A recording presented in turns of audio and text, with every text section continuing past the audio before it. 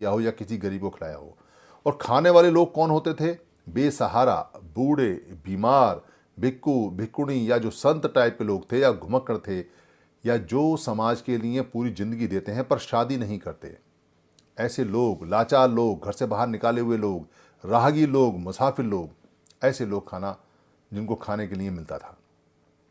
कभी भी ऐसा नहीं होता था कि अनाथ पिंडक के यहाँ पूरा पूरा शहर आ जाए और वो भी कहे कि हम भी खाएंगे क्योंकि अनाथ पिंडक के यहाँ दान मिल रहा है। पूरा शहर नहीं आता था, वो अपनी रोटी बना के अपने आप खाता था और लोग दान देते थे और उसमें हाथ बटाया करते थे। इसका मतलब यह है कि हम खाना खिलाने वालों में से थे पर लाइन में लग के खाना खाने वालों में से नहीं थे। जो खिलाने वाला है वो क्यों खाएगा? अगर वो खाएगा तो फिर काय का दान, और काय का पिंड दान और काय का भोजन दान? ऐसा तो हो नहीं सकता। तो नियम था कि भिक्खू खाना खाएगा तो लाइन में नहीं लगेगा। लाइन में लगा हमारा कोई भिक्खू आज तक? पहले पढ़ाएगा। नियम था किस बात के लिए खाना खा रहा है? क्योंकि समाज के लिए जीवन दिया है तो समाज की जिम्मेदारी है कि खाना देगा, पर समाज पे बोझ नहीं है। लाइन में लग के नहीं खाना खाता है, मांगता नहीं है, अधिकार से नहीं मांगता। पहले पढ़ाता है, उसके बाद में शांति से खड़ा हो जाता है अपने बर्तन में। जिसने जो दिया ले लेता है, ना नुकर नहीं करता। कुछ भी दे दे खाने में वो लेके चलाएगा। उसके बाद भजन से देखता है कि भिक्खू संघ के लिए खाना पर्याप्त है या नहीं है, तो दूसरे घर जाता है, तीसरे घर जाता है, चौथे घर जाता है। बस 5 घर मिल गया तो ठीक, नहीं मिला तो वापिस। कभी आवाज़ नहीं लगाता, कभी नहीं कहता कि मेरे को खाना दो, मेरे को पिंड दो, मेरे को कुछ खाने का समझ, कभी नहीं लगाया।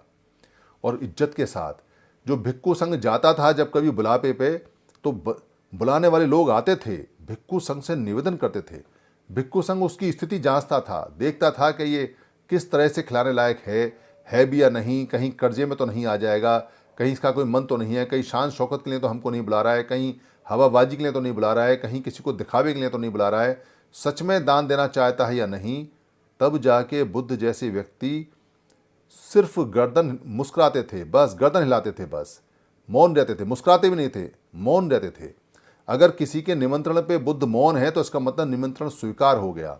बोलते नहीं थे कि हमको स्वीकार है। इतनी ज़्यादा शालीन भाषा थी।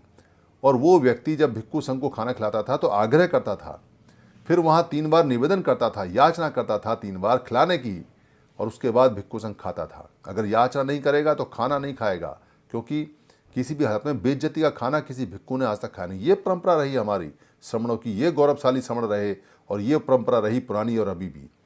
उससे पहले जो श्रमण संघ था उसमें कहीं जिक्र नहीं मिलता कहीं भंडारे संडारे होते हों। सब लोग अपनी रोटी बांध बांध कर लाते थे, अपना पानी साथ लाते थे और 2 रोटी फालतू लेके आते थे। कोई राहगीर आ गया, कोई लाचार आ गया, कोई बूढ़ा आ गया, कोई संत आ गया, कोई भिक्खू आ गया तो उसको खाना दे दें उस समय। ये परंपरा हमारी रही है। सब अपना अपना खाते थे और मिल बांट के खाते थे। कोई किसी को खिलाएगा तो मिल बांट के खाते थे। ये परंपरा हमारी रही है। ये भिखमंगों की परंपरा नहीं रही हमारी।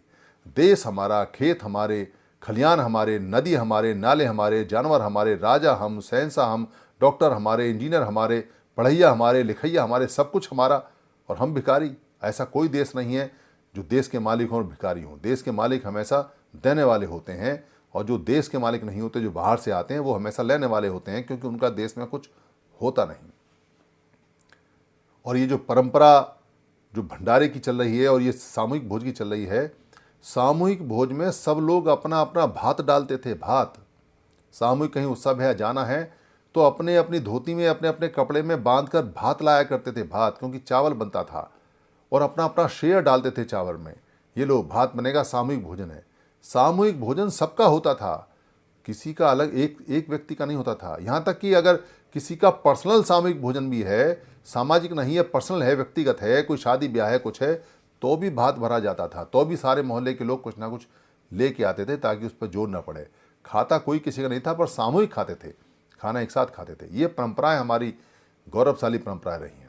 ये नहीं रही है कि आज के समय जैसे शादी होती है तो एक पे सारे बोझ बन जाते हैं और उसके बाद में अपना हाथ झाड़ के निकल चले जाते हैं। ये हमारी परंपरा नहीं है, ये बाहर के लोगों की परंपरा है। जितने भी हमारे संत और जितने भी साधु रहे हैं, जो समलों के हैं, कहीं कोई भिखमंगा नहीं रहा, बल्कि उन्होंने तो लाचारों को खिलाने के लिए कहा है कि कोई भूखा ना रहे, कोई भूखा ना सोए, जितने गरीब हैं उन सबको खाना मिले, जो कमा नहीं सकते उनको मिले खाना। ये परंपरा हमारी रही है। पर कमाने वाले भी लाइन में लग के खाएंगे, ऐसी परंपरा नहीं रही है।